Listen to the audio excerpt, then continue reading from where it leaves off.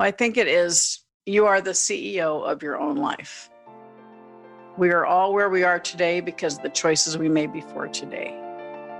You want something different? You want something better? Start making different choices today.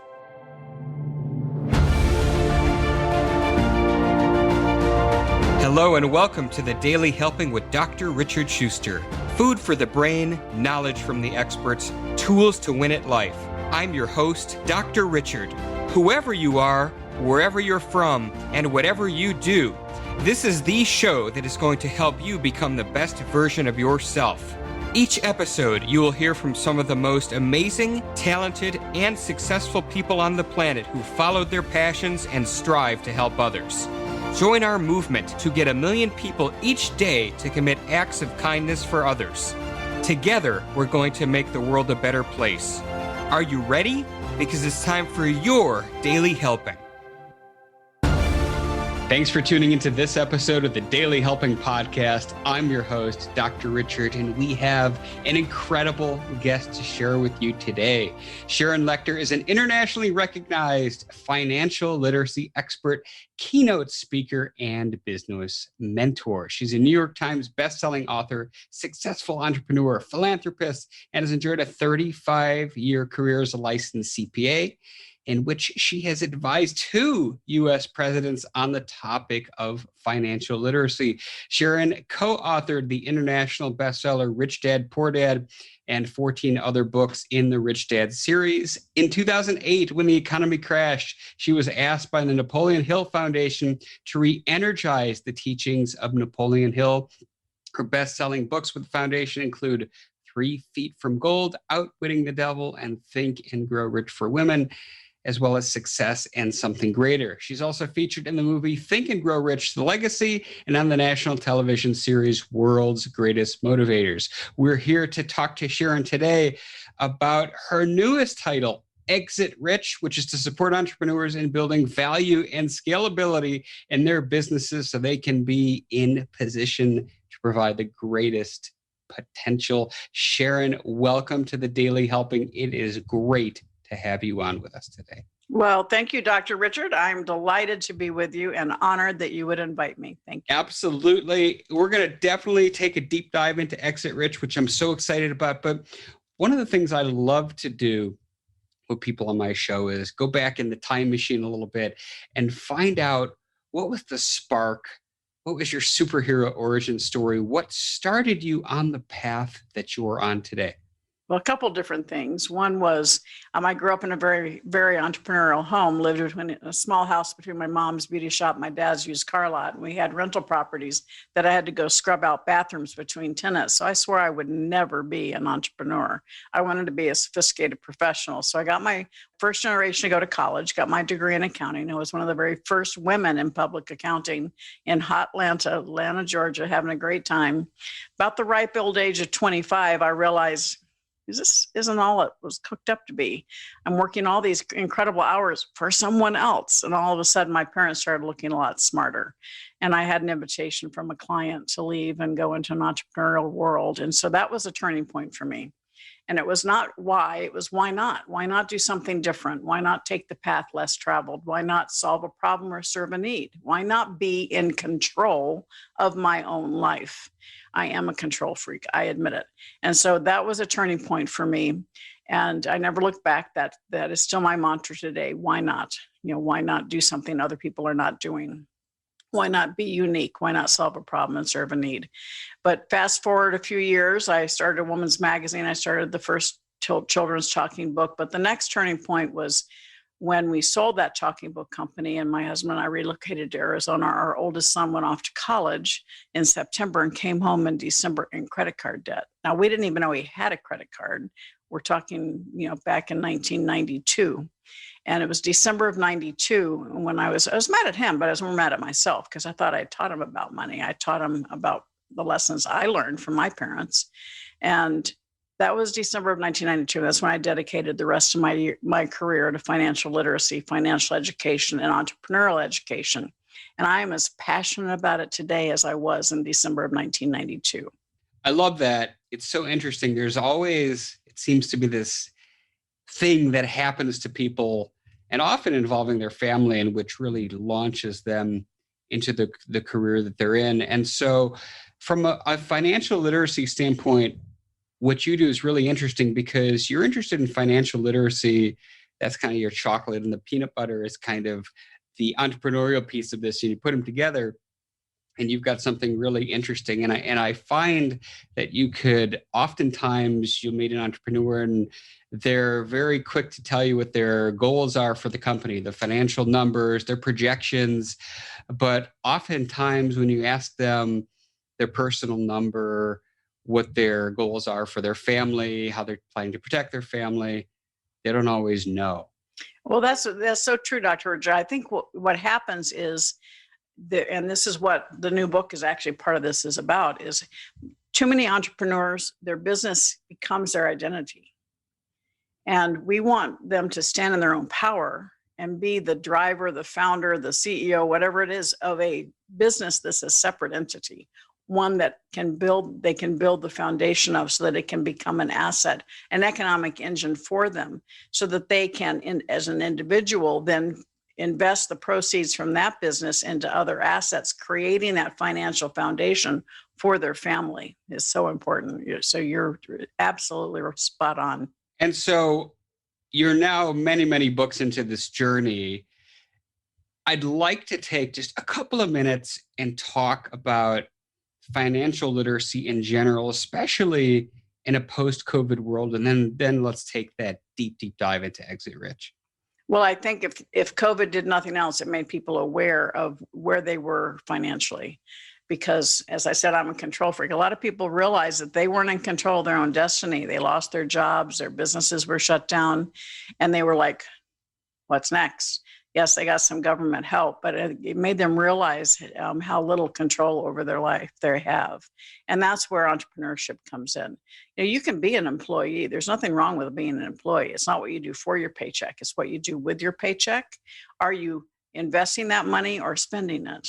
And then as an employee, you can still start something on the side. It's never been easier to become an affiliate for someone else. It's never been easier to start your own business on the side while you're still having this steady income coming in.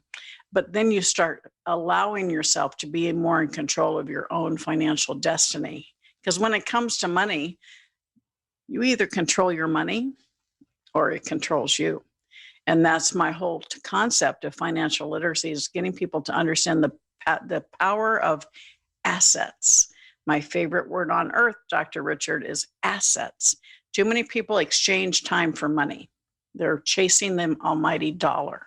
I want them, instead of spending their time for money, I want them to invest their time to buy, build, or create assets. So important. Buy, build, or create assets that generate income for you. Because once that asset is working for you, you can go on and say, next asset, because that it's like your employee working for you without the personality. It's generating income every single month. So if somebody's listening to this and they're saying, man, I'm really struggling, I'm just getting by with the money that I'm earning, what are some tips, what are some strategies people could start implementing today to start working towards that? Well, celebrate that you just made that comment to yourself. Because too many people just put their head in the sand when it comes to their financial situation. So the first step is to figure out where you are realistically. And then that's when you can start moving. My dad used to say a map doesn't do you any good if you don't know where you are and where you want to go. All right. And in today's cell phone, it knows where you are, right? Well, financially, you don't know where you are until you take the time to look at it, figure out where you are. And, even if the picture is bleak and bad, you actually feel empowered because you did something. And then you can actually start taking action to improve it one step at a time and celebrate those little wins along the way. Figure out how you can reduce your expenses. Can you increase your income? What can you do to start creating additional revenue? And all of a sudden, you're going to feel so much better about your outlook. Too many people go to bed at night and they lay down and they worry about money. I want you to lay down and be confident that you're moving in the right direction to create a financial future for your family. And that's everything I do. I help people move from financial distress to financial confidence.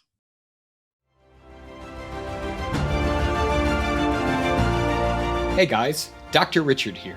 For the past 7 years, I've been privileged to bring you incredible guests who are changing the world and can help you become the best version of yourself. I'm really excited to share with you a new quiz that I created based on my clinical training that will curate for you a custom list of my top episodes and actionable strategies to help you wherever you are on your journey. All you need to do is go to drrichardschuster.com to take it, and it's 100% free. You'll be taking the next step on the journey to unlocking the power of you, and I can't wait to see where you'll go.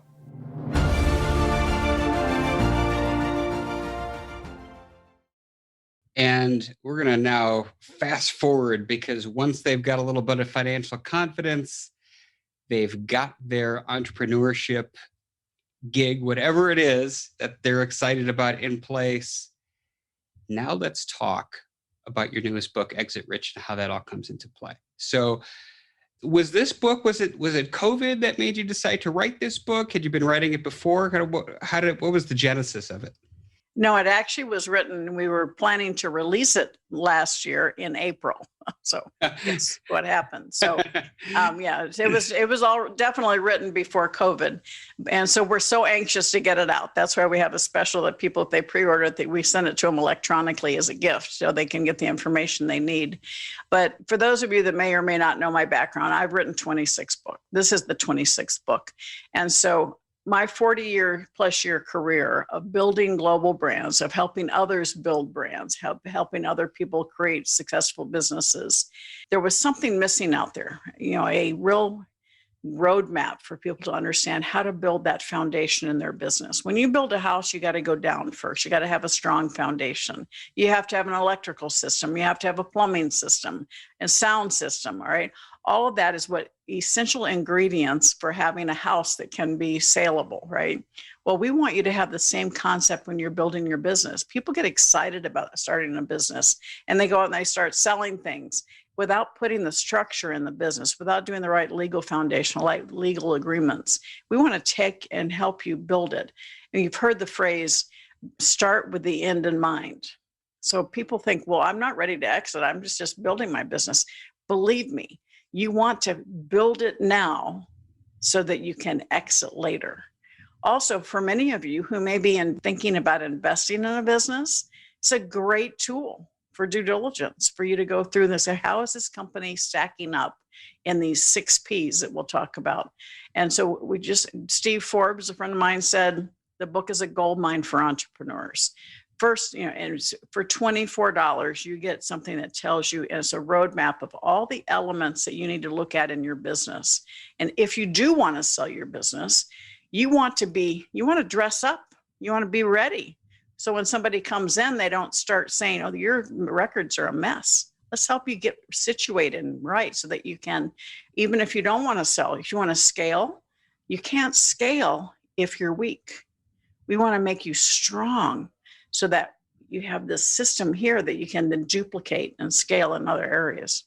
So you mentioned 6 Ps. So I'm intrigued. Let's go through those at a kind of a high level, but let's take a look at those. So what's the first P? The first P is people. Who is on your team? Do you have people on your team who are strong where you are weak? Do you have a mentor? When somebody wants to come in and buy a business, they want to see who the management team is. They want to make sure that this whole business doesn't revolve around you. And so people is very important, but part of the more important piece is to make sure that you have functions, that you're not trying to do everything. And so the second one, of course, is your product. What are you selling? What service are you providing? But the third one is processes. And so people and processes, business systems, like I talk about electrical, plumbing, you want to have your systems in your business so that you can scale. It's a lot easier to manage a system than it is a personality. Too many people create a job for a person, their best friend or their sister. All right, they create a job based on what they want to do. That's not how you build a strong business. You create what functions need to happen to make this business successful and who's the best person to fill each of those seats. And too many times a business owner tries to do too much on their own. Focus on your strengths, hire your weaknesses. Bring people in that can shore it up. So for instance, a lot of times in entrepreneurs, the innovator, excited, they love the creation. They're not very good at the day-to-day. So make sure you bring in somebody who loves the day-to-day management. So then you have people, product, processes, and the fourth one is proprietary. And the processes and proprietary, those are my superpowers. Proprietary is what makes you unique. What gives you a competitive advantage? What intellectual property do you have? You all already have it. The issue is, have you identified it? Have you protected it? And have you leveraged it, which means making money from it? And that's so important because the vast majority of companies' values today are intangible. And so many companies, they think they're worth 10, they might be worth 5. But there are a lot of them out there that think they're worth 5, but they're really worth 10. So we want to help people understand how to create and identify that intangible valuation and protect it and make additional revenue streams from it. And that's something that's so important in today's world, because when somebody comes in to want to buy you, you want to have all that delineated so that they can find it. And then the fifth P is patrons, your people, your customers. And Dr. Richard, I think you would agree, in today's world, a lot of people get all excited about social media, how many Instagram followers, Clubhouse followers, Facebook, LinkedIn, and those are all very important, but you don't own them. And so it's very important as a business owner to bring them home, do nurturing campaigns out in social, to invite them to your website, to give them a free report, to give them a reason to come answer a survey so that you get them into your database, because that's part of your intellectual property. Your database is a huge value. Many companies sell simply for their database. So no matter where you are in social media, invite them home. Let's build that database. And then the last one, which of course everybody wants, is profits. But if you take care of the first 5 P's, so it's people, product, processes, business systems, proprietary, patrons, and profit. I want to go back to proprietary, because the thing I wrote down, for the company that's worth 10 but thinks they're worth 5, and even, for the other company that overvalues their worth, how do they go about determining what they're actually worth? How do they go about and figuring what that is? Well, that's where having a mentor or experts on your team to help you do that. A lot of people try to do everything on their own. Michelle Seiler Tucker, my co-author, is a business broker. So her whole business is helping people determine their values and to position them best for sale. I do it from a mentoring and an investor perspective. I help people create the value. I help them measure it. I help them sustain it and protect it. And so it's really important to do an inventory of what you have, and then bring in those experts to walk you through. I have an intellectual property checklist my husband created. He's an intellectual property superstar attorney. And so we go through it with our clients to make sure that they've identified that value, because a lot of times you don't understand it. So if I say brown truck, what do you think of? UPS, right? That's a huge intrinsic value for them, but it's not on their books. So the vast majority of your intellectual property has no book value.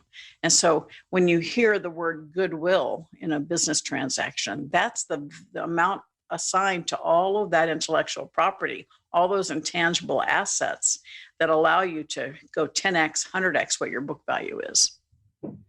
Makes total sense. And then as it relates to these 6 Ps, particularly the first 5, is there a particular order you recommend people move through these? Is it all kind of things that happen at the same time? Is the order fluid? How does that best work? Well, that is a great question, Dr. Richard, because when you're starting your business, a lot of people do a business plan. All right. So that business plan covers these things. They want to know who's on your team, who's in your management team, who are the people behind your business. And then what's the market? All right, what's your communication? That's part of your systems, your processes. How are you going to let people know about your product? How are you going to source it? How are you going to build it? How are you going to sell it? How are you going to collect money for it? How are you going to ship it? Those are all your processes. And so as you're building your business plan, you need to address those issues. And then, of course, your proprietary is what makes you unique. If you're looking for investors, you need to highlight what your uniqueness, and you also need to identify it and get it protected. For a patent, you have to file your patent here in the US within a year of the first time you offer something for sale. So it's really important to bring in the people that you need to assess the situation so that you get that protection in place. And so, yes, it all pretty much happens at the same time, but it's methodical. It's methodical about your legal structure, your business systems, creating that business plan, and then forward thinking. In your business plan, you're going to have 1 to 3 year forward cash flows. So you're having to analyze those processes and figure out how you're going to market and what your unique market is. So it's very important and that's part of that exit in mind, particularly if you're looking for an investor. They're going to want to know how they're going to get their money back. And so you want to start your business understanding how it's going to grow. What problem do you solve? What need do you serve? How are you going to grow? How are you going to exponentially increase your revenue and reach more people? And then what is the exit strategy? Do you plan to work yourself silly for the rest of your life? Or do you plan to create a business that's going to allow you to get your time back into the future? I love that. And so, I want to come back to when to exit, but I want to then, so we got our 6 Ps. What else is the book going to teach us? What comes next? Well, it's going to talk to you about how to identify the right purchasers. A lot of times when you don't bring in the experts, you have somebody come in, they go, yeah, I'd like to buy you. And you spend a lot of time and energy going through the process with them to find out that they're not the right buyer. They're there just to really almost sometimes to just do detective work on who you are and what you do. So it's really important to have a process to qualify the buyers. Is it somebody that's in your industry in a different geographic location so they see an opportunity to come into your world? That's a reason for them to buy. But then you definitely need to still have confidentiality agreements. Is it somebody who has a comparable product where you would add an additional revenue stream for them within their existing business?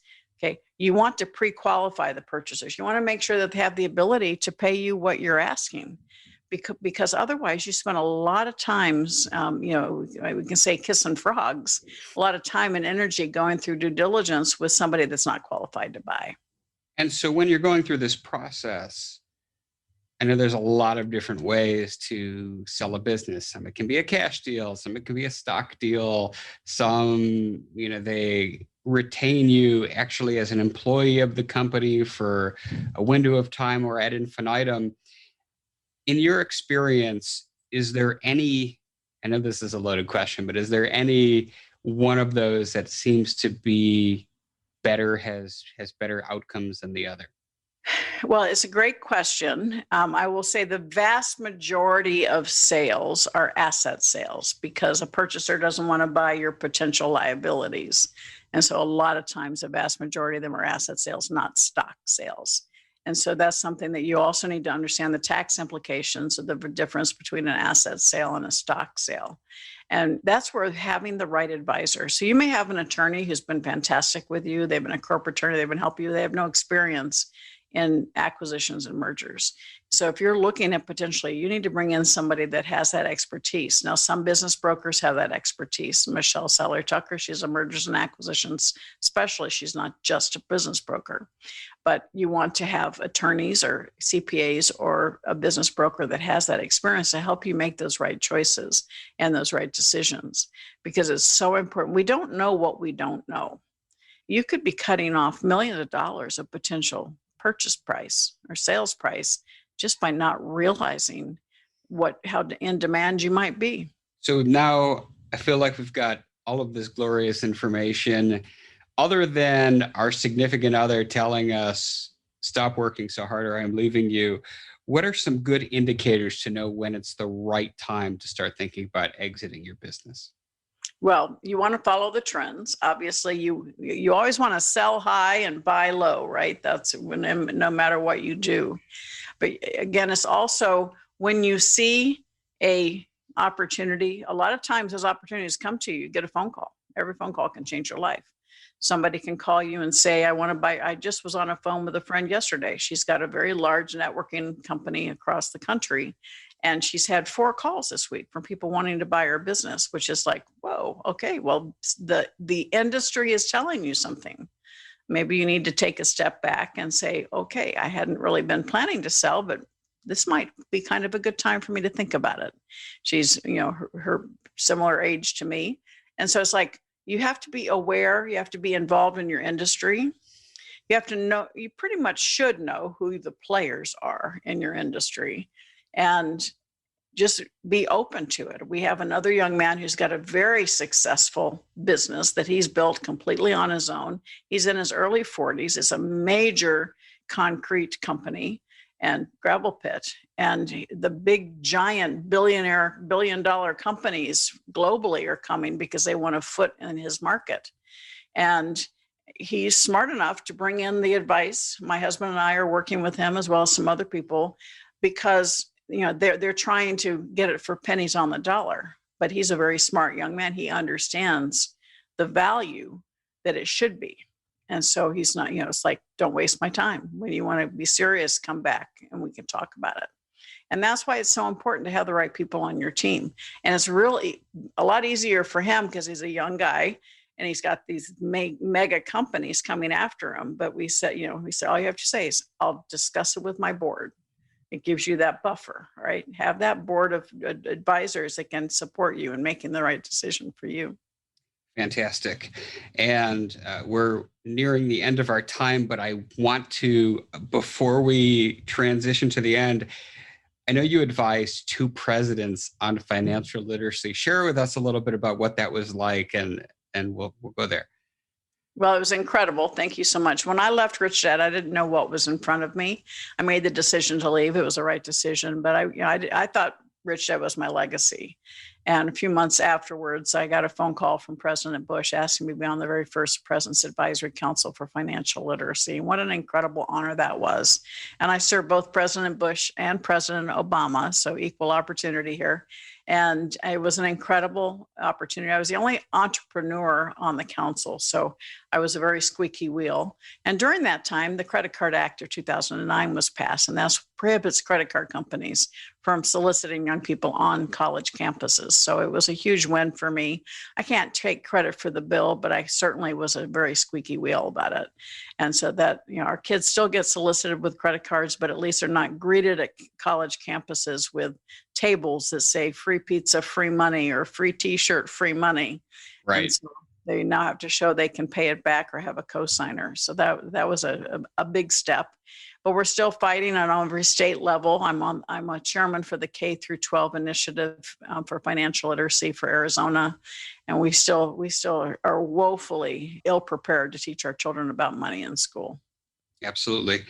Well, that's a wild story. I recall having a roommate in college who had never really cooked anything and made mac and cheese, or tried to, without putting the cooked noodles back in the pan after he drained them, and was so angry that he called Kraft. It's a true story. He called Kraft and expressed his outrage that the cheese went down the drain and all of this. And so now they added the step return to pan, literally because of my roommate, who I believe is now some kind of an engineer for IBM. So your son getting his free pizza and free beer in college in some way helped craft a bill indirectly that is helping millions of kids. So fantastic. I love the story. Sharon, this has been an absolute blast, and we're going to tell everybody where they can get their hands on Exit Rich in just a minute. But as you know, I wrap up every episode of my show by asking my guest a single question, and that is, what is your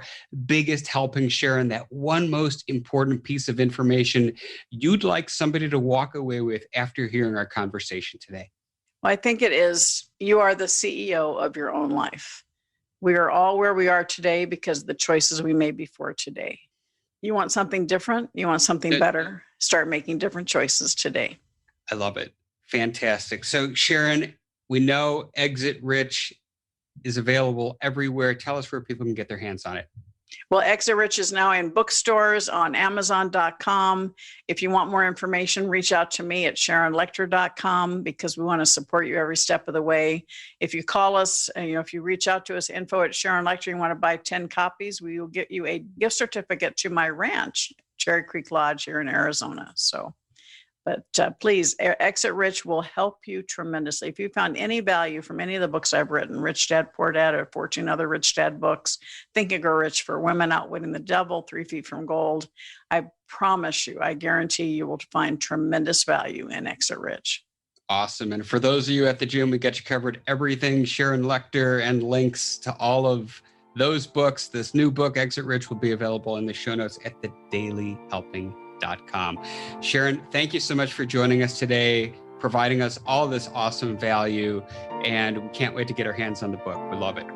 Thank you, Dr. Richard. I appreciate your support, and I appreciate what you do to provide this kind of information to your audience. Thank you. Thank you. Absolutely. And each and every one of you listening to this, thank you as well. If you like what you heard today, go subscribe to us on Apple Podcasts and leave us a 5-star review, because that is what helps other people find the podcast. But most importantly, go out there today and do something nice for somebody else, even if you don't know who they are, and post it in your social media feeds using the hashtag MyDailyHelping, because the happiest people are those that help others.